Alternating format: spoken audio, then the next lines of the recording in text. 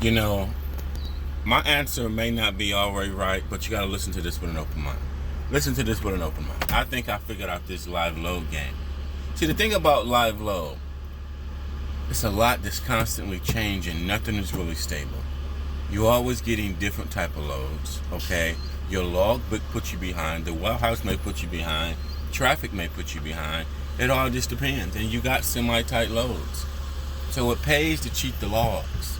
You're dealing with different type of loads and shippers. The thing about it, what I've realized, all shippers ain't the same. If you're late, you may sit a few days all weekend. If you're late with live loads, you have a window, or they may be real strict about the appointment. So it benefits the company to give you more hours, even if it's just a few. Go, cause if you don't, you sit all weekend, or you sit a few days, and you miss out on that next load too. You see what I'm saying? This is why these foreign companies do that, and it's beneficial. Often, you don't need a whole nother shift. Often, you just need a few more hours. It takes a lot of time depending on where you at in the country. We act like our running lanes ain't the same. It ain't. Sometimes it may take your whole clock depending on traffic and where you at just to get 450 miles. The other day, legally, I got 550 miles. I had 20 minutes left. That took all of my clock. If I were to run into some more slowdowns, I didn't go through really any big cities like Atlanta. I would say big cities like Atlanta or Chicago. That would have put another hour. Just going through Chicago. New York, it would have been like 2 hours. I only probably got 400. Going through New York. Because these cities take time. That could have been your whole clock. I'm talking about 30 minutes left on that bitch. You all know what the fucking mega carriers, you really can't do shit like that. Because if you don't find parking, you violate that hours of service. Depends on how strict your fucking company is. They write that ass up. Period. You should have stopped an hour ago, nigga. They all gonna fucking say that.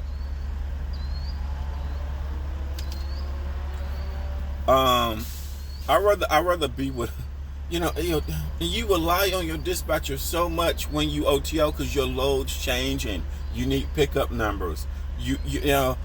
It's nothing set in stone. So they really control shit that you don't. So whether you've been driving 5 or 10 years, they control everything. Like every load he's been giving me has been dumb tight. Like it's been the type of load we got, run your clock out. Well, what the fuck is gonna happen when I don't got no fucking hours? This company like his ass backwards. The type of loads that he's giving me, they are tighter and more faster than the type of loads the nigga that gave me that gave you extra hours. Like he run you like that, like fucking crazy. And then the other companies, think about this. They don't take a 34-hour reset, so they just want you to keep running. So that means you have a potential to make a little bit more money or just deliver the loads on time. I wouldn't say you're gonna make more money just to delivering the load on time, bro. Maybe you need 2 hours. Maybe you only need to get 8 hours of sleep sometimes. Maybe twice a week you got to get 600 miles. So that, depending on where you at to get 600 miles, you may need 2 more extra hours, 3 more extra hours to that drive time. Add it. It just depends, bro. I don't think it's necessarily asking for a lot. Or do you want to sit for 3 days? When you do shit, I kind of feel like when you do shit legal and everything is live load, you're gonna be late. Now, ask myself, why are you gonna be late? You're gonna be late a few different reasons. You don't got enough time to get there. The dock, they hold you up for 6 hours. Going to 2 warehouses every day. I mean, when you gotta go to 2 warehouses, you go to one warehouse and get unload. That may take 4 or 5 hours. Then you got to go to another warehouse, drive there. That may take an hour or 2 to get there. Then once you get there, you may have 5 hours left. They may take 3 hours to load your ass. So now when you finally leave that warehouse, you only got 2 or 3 hours left on your time clock. Because this shit took all day to go to 2 warehouses. Live load going to 2 warehouses take 80% of your clock given the time. I'll probably say 80 to 70% on a given day. Period. You don't really know how long these motherfuckers gonna take. You're just an OTL guy going to random ass places. You don't really know. You don't know how long they're gonna take. Some people take 2 hours. Some people take 4 hours.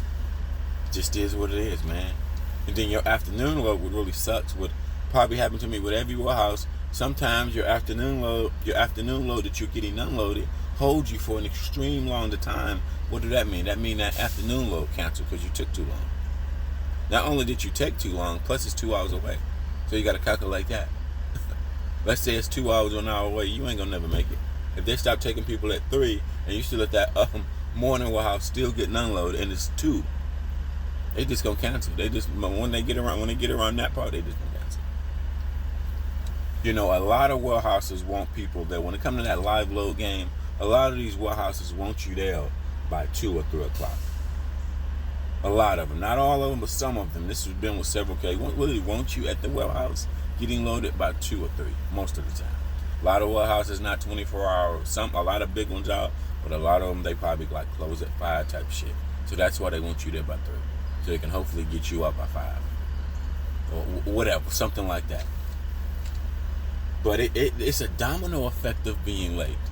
It depends on the type of warehouse you're going. All warehouses ain't the same. Some warehouses, if you're not there on time, it doesn't matter what carrier when it's live load. If you're not there on time, they will not load you. They will not unload you, and you have to sit and wait.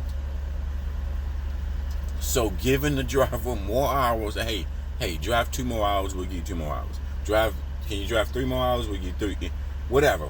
So you can be on time, so they won't reject you, so you can get that another load. We all make money. And see, in this circle, everybody makes money. If you're late, we don't make money. We may have to pay a late fee. This is why the other companies give you more hours. It's a lot of moving parts. The clock gets in your way. The clock gets in your motherfucking way. Taking that 10-hour break when you're running behind, you should only take 8-hour break. It just depends what type of load you got. Some of the foreign companies, they got that shit down. They got that shit down. Like, the only thing about this nigga that I don't like, me and him not gonna get along, the small dispatchers were better because they don't supervise the logs. They just give you more hours. Okay? These people that work in the corporation, all their job is just supervise the logs. So they don't give a fuck about you sitting all weekend.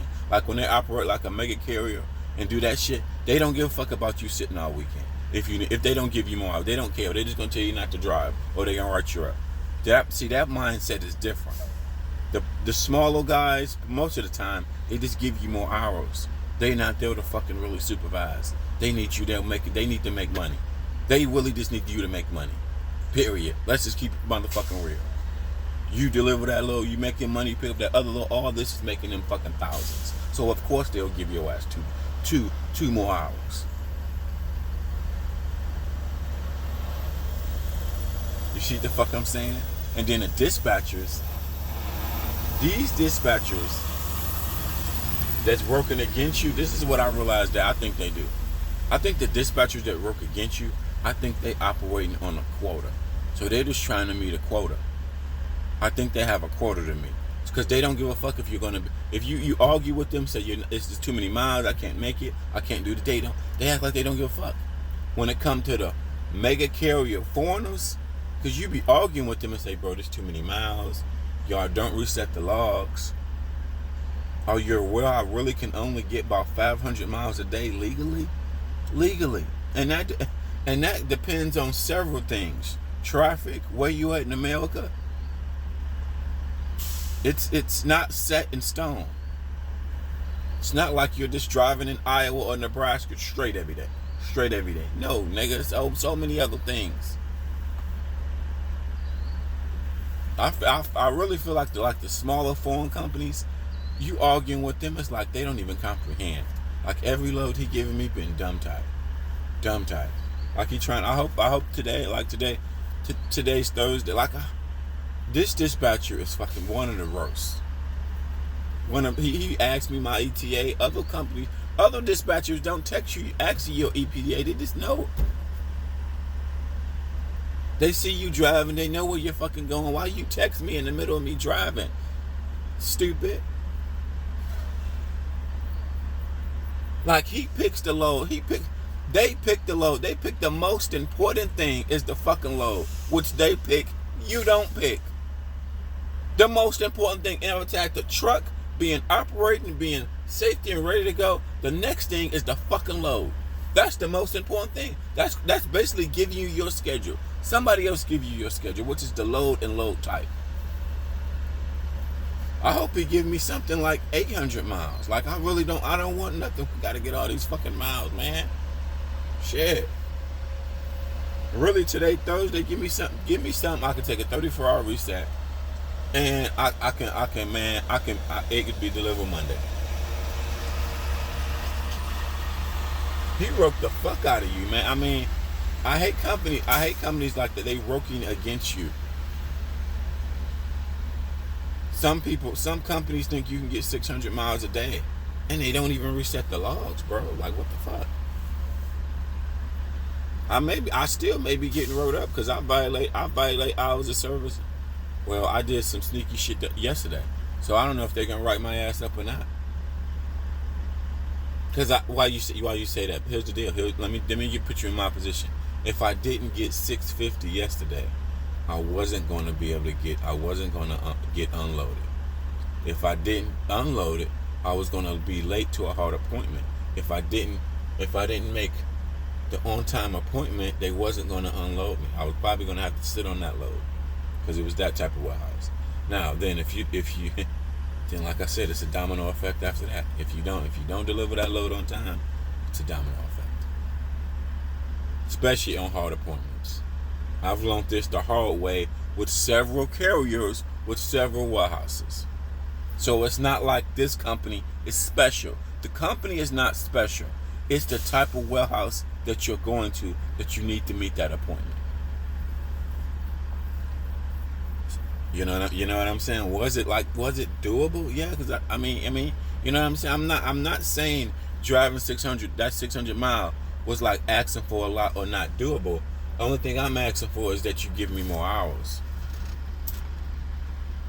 so I don't have to drag logged in or on PC or do some shit like that. That's the only thing I ask for. That's the only thing I'm motherfucking ask for. Like I said, if you don't do that and you reject it and you. So yesterday I worked along. I started my day at 4:30. I didn't end my day till like 10 o'clock. And live loads extend your day because you have to.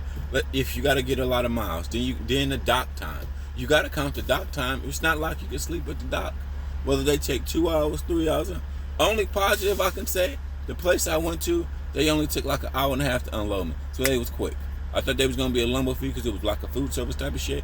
No lumber fee. Hour and a half, in and out that bitch. Only bad thing is like it was 10 o'clock at night when I left at 9, but so I'm finding somewhere to park at 10 o'clock at night. Good thing I found this jewel place I'm at. That's another thing, man. All areas ain't the same. Broken set areas, you're smarter. Like I had my CDL for over 5 years, and it's still truck stops I'm unfamiliar with because I don't work that area. Like broken areas and set lanes, you are smarter. Going all over America, bro, you ain't smart doing that shit, bro. Because this truck stop, I didn't know this truck stop was here. It's a unique truck stop. And at 10 o'clock at night, they had lots of spots. It ain't too many places at 10 o'clock at night got lots of spots. That's free, that's not paid. And I had to drive 50 miles to this spot. That's the thing too. Some parts of America, trucking is just not friendly. Like Wisconsin. Let's say if I was in Wisconsin, or let's say if I was in Iowa, or parts of Ohio and Indiana, dude, you can always find parking within like a 40 to 30 mile radius. I would probably say, just giving on where you at. But